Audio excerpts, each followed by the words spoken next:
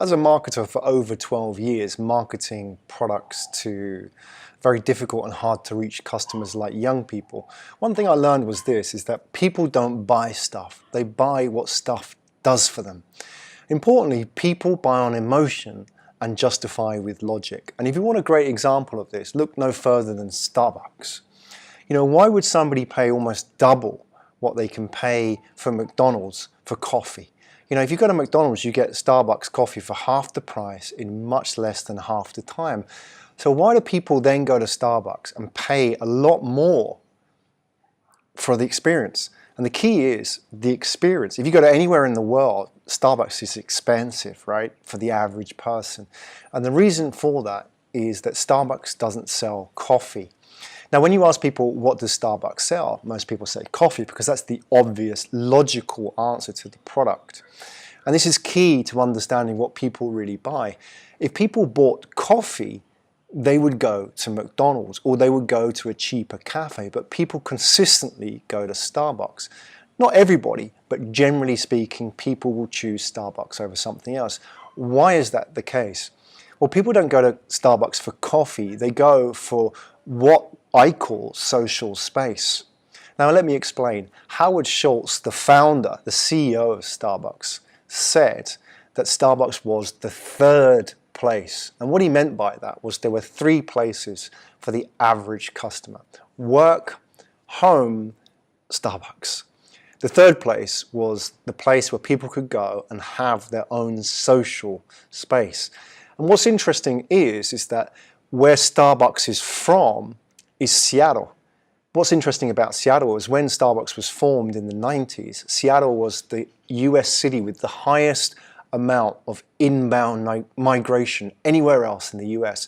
So there was more young people moving to Seattle than anywhere else in the US. So what did that mean? It meant there were a lot of young people uprooted from their communities going to Seattle and looking for a place to plug in. And Starbucks was their natural home.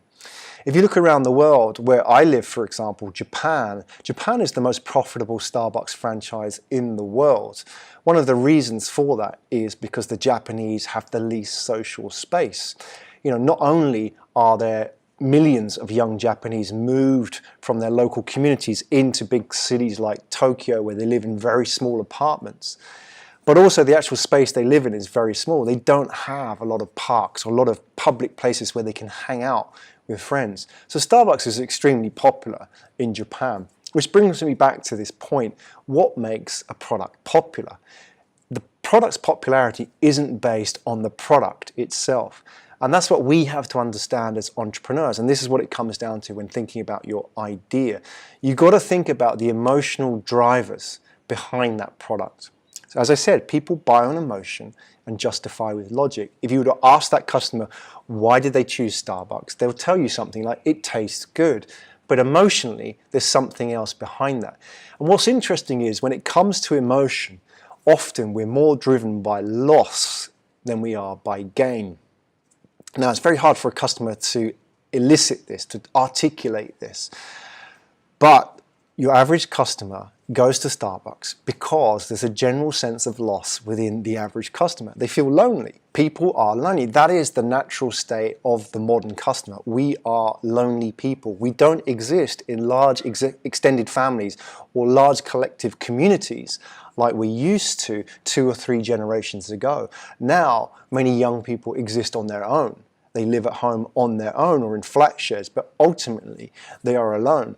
So people go to Starbucks because they are lonely. That is the pain of the modern consumer. And that is the emotional level that Howard Schultz tapped into when he marketed Starbucks. So think about this for you as well. When you're developing your idea, think about the pain that customers have. Importantly, people like you, what is the pain? Because it's the pain point that will motivate consumers far more than any potential gain. So for example, when it comes to mobile technology, one of the major motivators of mobile technology for young people isn't necessarily all the bells and whistles, isn't necessarily the gain that they can get from this technology. The reality is, the reason why a lot of young people have mobile phones is the fear of missing out. Once again, it's the pain. They don't want to be missing out. They don't want to be outside the group. Nobody likes being outside the group.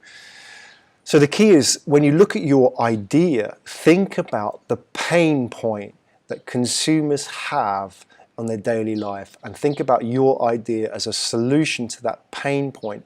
And the lower you can get in terms of the emotional levels of the consumer, the stronger the demand, the stronger the popularity for your product will be.